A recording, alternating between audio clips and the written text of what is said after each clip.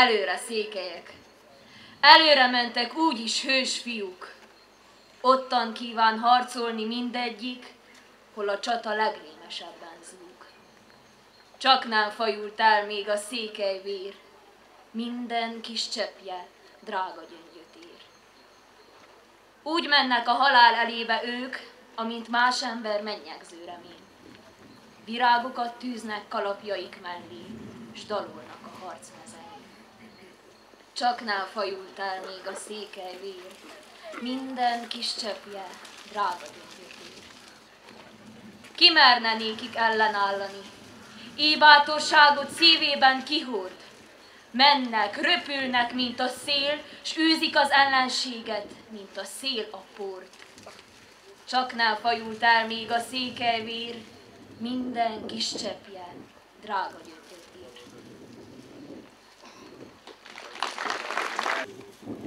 El kell menni háborúba,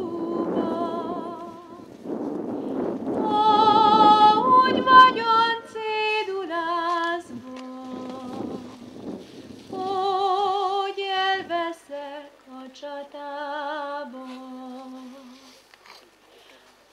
Azt is tudom, nem én kezdtem, tudom, nem is én végezem. Most is hajna készületnek, nem lesz vége az életnek.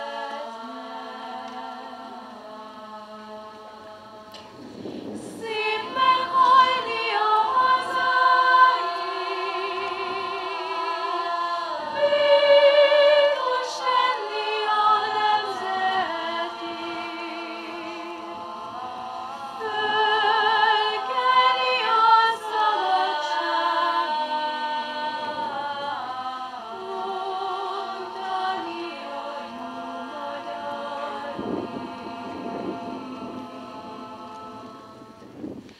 Császár kötelem valadalma, árvában lesz jó katona, árvában lesz jó katona, mert nincs egy kis pártfogója. Árvában lesz jó katona, mert nincs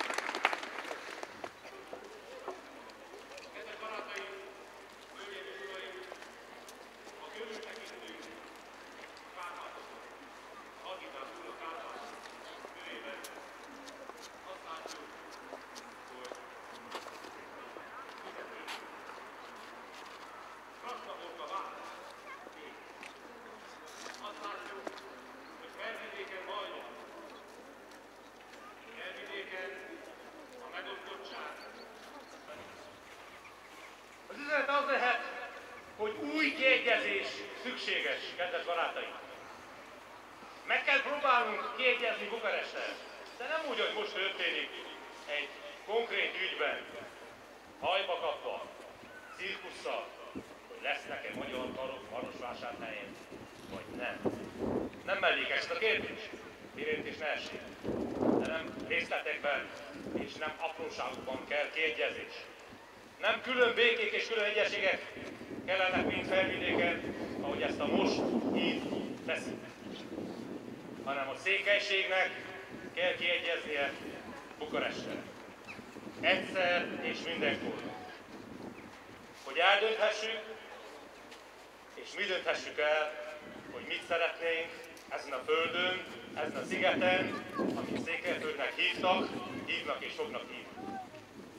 És ha sokan kételkednek abban, hogy van remény kiegyezésre, akkor gondoljanak vissza 1867-ig.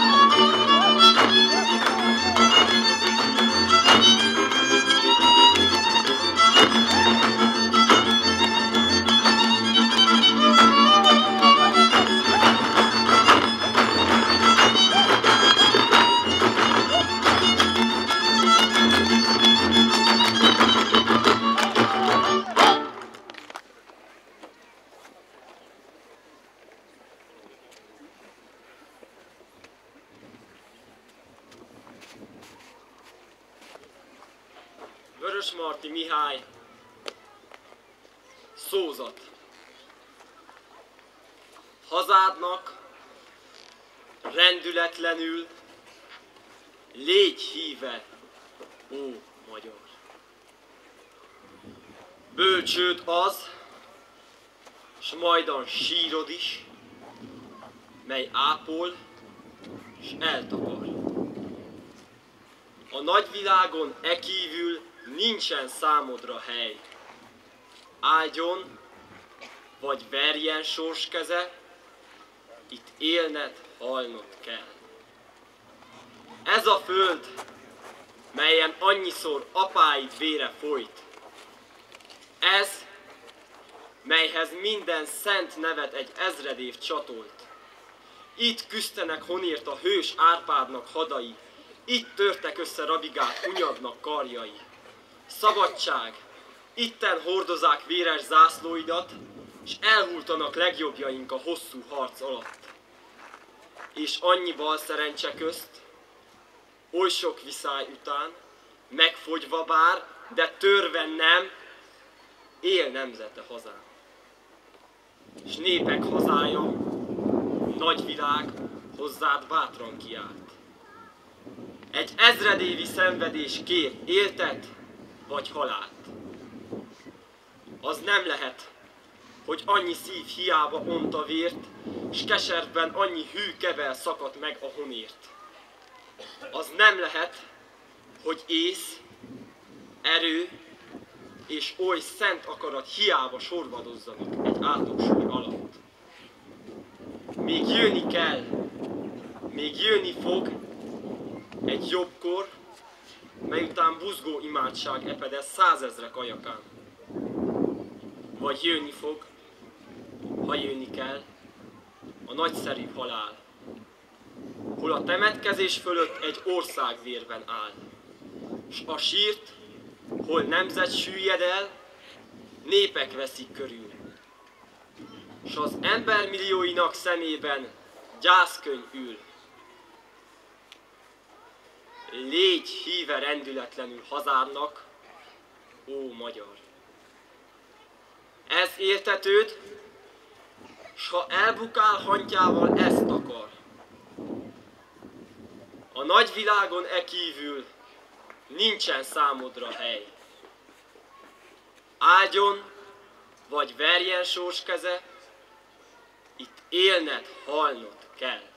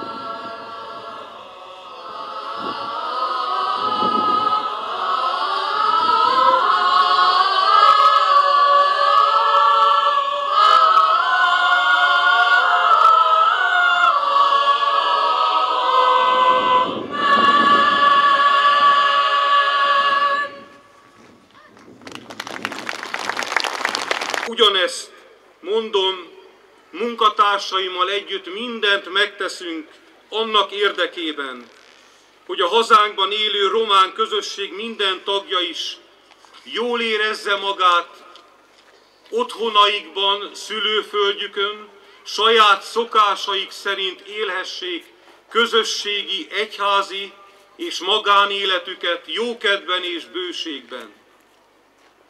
De mi ugyanezt kérjük, ugyanezt kívánjuk az itt élő magyar közösség számára is. Magyarország új alaptörvénye így fogalmaz. Magyarország felelősséget visel a határain kívül élő magyarok sorsáért, és ez a felelősség a valóságos életben, a nemzeti integrációban tud életre kelni és megvalósulni. Ez az integráció nem lehet kirekesztő. Ebben minden jó akaratú és jó szándékú magyar emberre és közösségre szükségünk van. Mindenki tegye bele a magáét, mindenki adja hozzá a saját szívét, a saját lelkét, a saját tudását, a saját habitusát, lelkesedését és áldozatát. Az integráció lényegi eleme pont az, hogy ne szakadjon el a közösségektől. És ezért nagyon fontos ebben az összefüggésben a történelmi egyházaink évszázados hagyomány talaján álló kiállása, és az a nemzet megtartó tevékenység és szolgálat, amely az erdélyi magyarság megmaradásának záloga, ezt szolgálatukor soha nem mondhatunk le. Ezért is üdvözlöm azt a döntést, hogy újabb 30 ingatlan kerül vissza egyházaink jogos tulajdonába, az ingatlan restitúciós folyamat újabb állomásaként. És ez lehetőséget ad az egyházainknak a társadalom érdekében végzett tevékenységük kiszélesítésére, és bízom abban, hogy ezzel a lehetőséggel élni tudunk, és egyházaink a következő évtizedekben és évszázadokban is be fogják tölteni azt a szent küldetésüket, amely mindig a nemzet megtartó és nemzet fenntartó küldetést jelentette. Tisztelt ünneplő közönség, kedves honfitársaim! Engedjék meg, hogy Erdély nagy főpapjának, Márton Áron erdélyi püspöknek gondolataival köszöntsem önöket, aki a legsötétebb korban is tudott igent mondani a fényre. Idézem, a kényelmes napokról nekünk le kell mondanunk, harcok idején, történelmi fordulókban, eszmék és népek elkeseredett mérkőzésekor születtünk. De a nagy időkhöz nagy nemzedék kell, s megéri, hogy szerepet vállaljunk, összefogjunk, mint még soha, s a nyomasztó jelenben is tántoríthatatlanul, bizalommal dolgozzunk.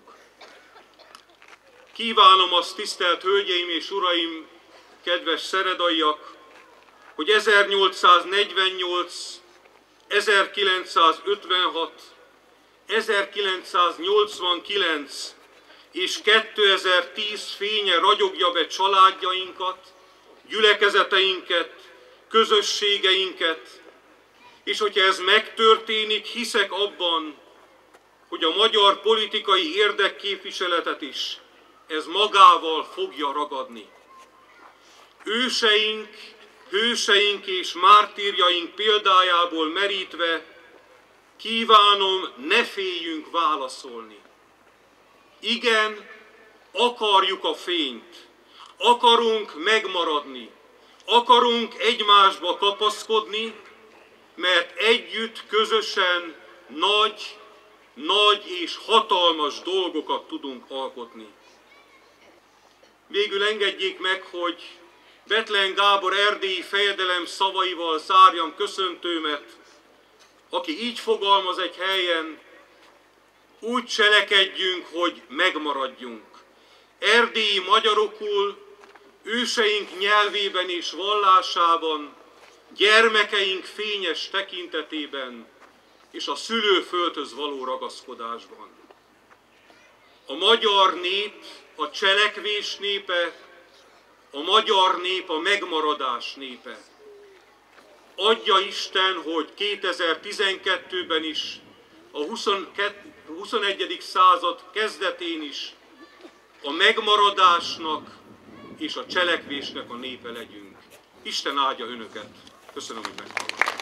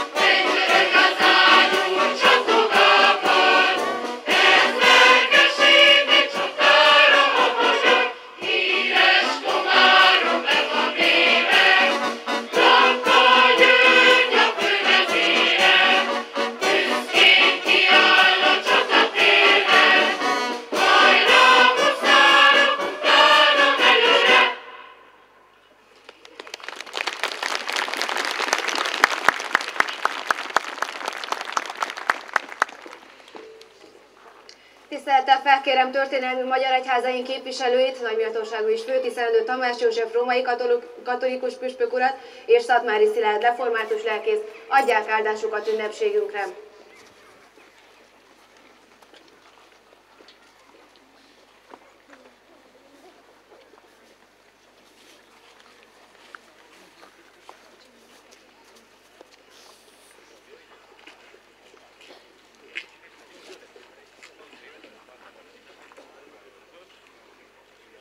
Tisztelt emlékező és ünneplő testvéreim! A zsidó levél 12. fejezet első verséből: az alatt sír három árva, oda méne Szűz Mária, kérdé, miért sírsz három árva? A továbbiakban a három árva elmondja, mostohájuk szívtelensége miatti mostoha sorsukat.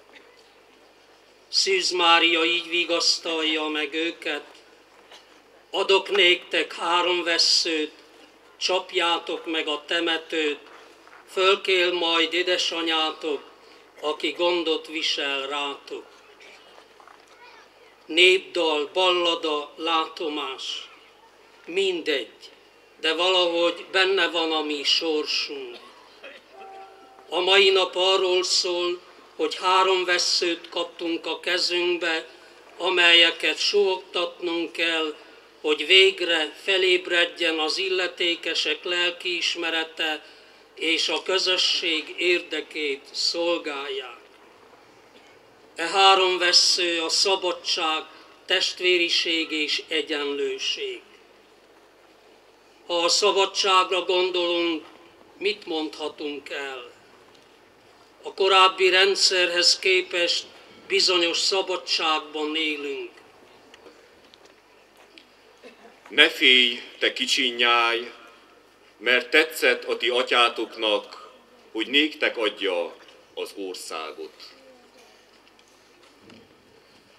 Nem beszélhetünk úgy március 15-éről, nem szemlélhetjük úgy a mi történelmünket, nemzetünkben végbemenő eseményeket, sorsunkat, hogy ne látnánk meg mindezek mögött Istent és az ő akaratát.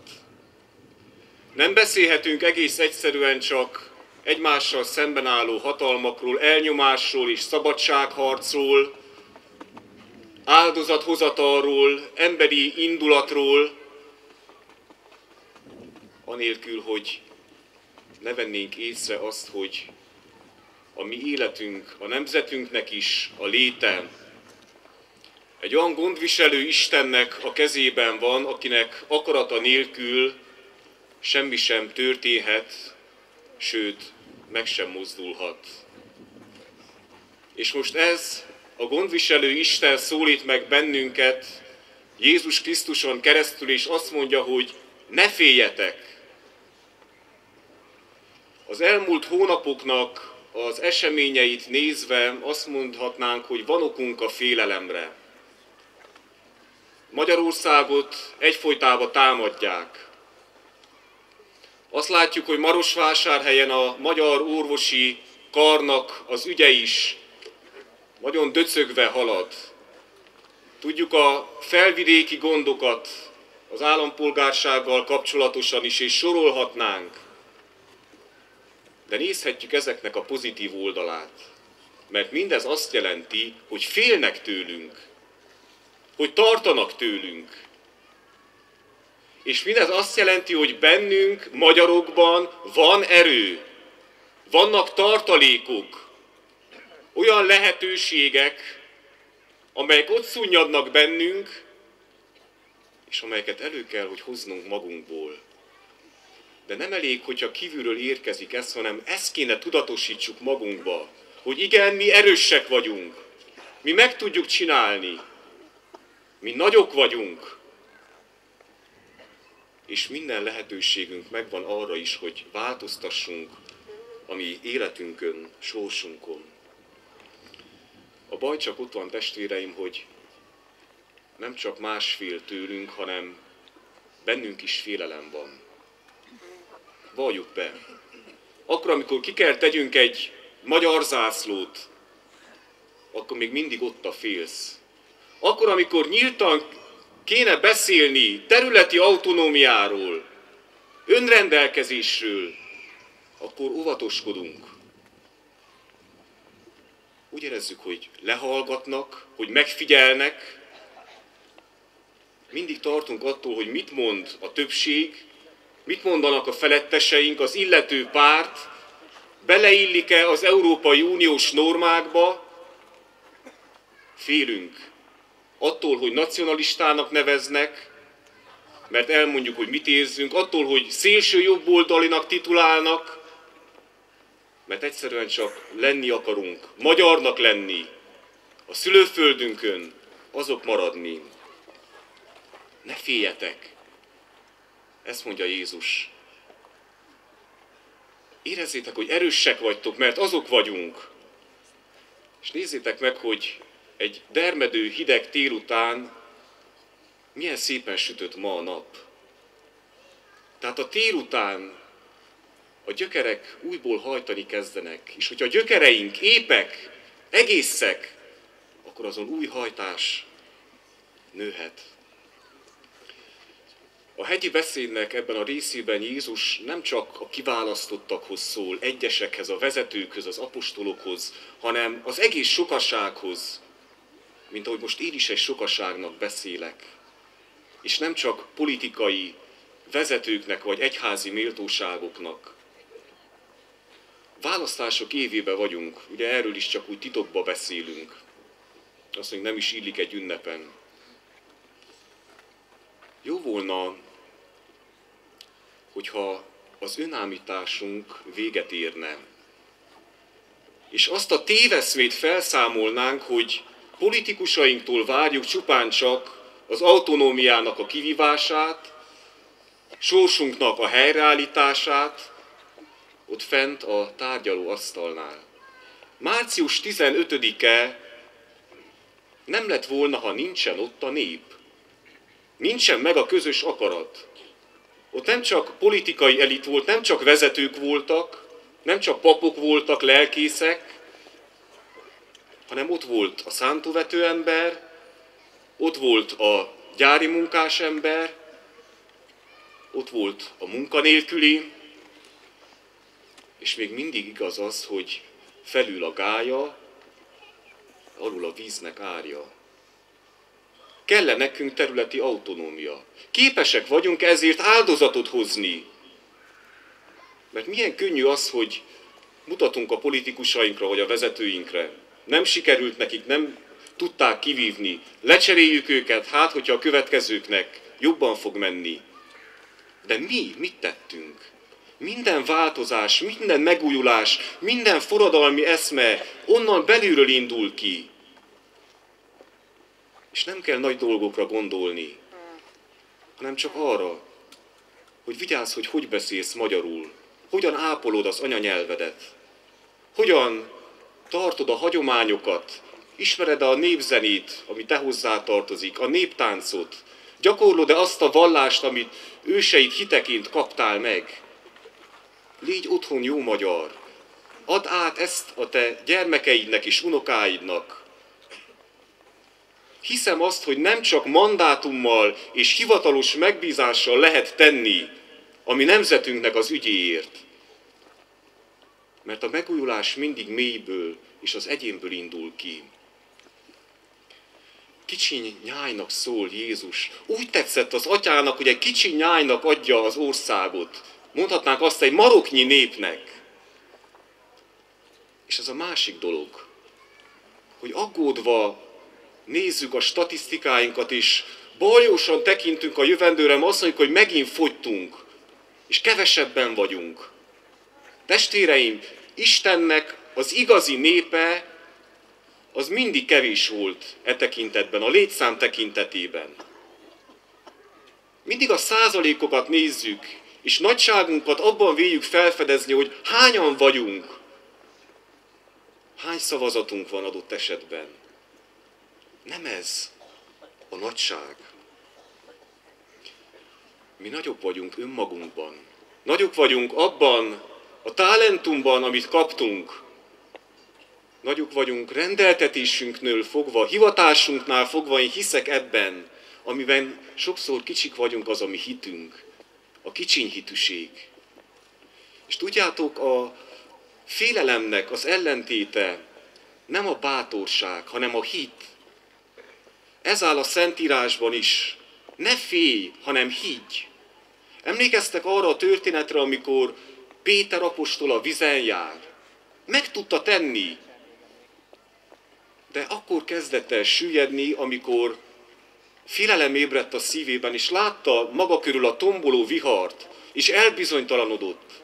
Én hiszek abban, hogy tudunk, ha kell, vízen is járni, és a jég hátán is megélni. Én hiszek abban, testvéreim, hogy egy mustármagnyi hittel hegyeket is kimozdíthatunk a helyéből. Hiszem azt, hogy maroknyi voltunkban is elegek vagyunk. Elegek, hogy változtassunk a saját életünkön. És végezetül egy gondolatsor arról, ami a csattanója ennek az igének. Tetszett az atyának, hogy kicsi nyájnak adja ezt az országot. És én tudom azt, hogy itt Isten országáról beszél az Úr Jézus, de azt is tudom, hogy Isten nekünk is adott egy földi országot is, itt a Kárpát-medencében. Ő adta, de nekünk kell megőrizni, nekünk kell megtartani. Ebben élők mindent másképp látnak. Adjon az Úristen nekünk ilyen hitet, hogy lássuk magunkat erősnek, lássuk magunkat elégségesnek, lássuk magunkat nagynak, mert azok vagyunk. Úgy legyen. Amen.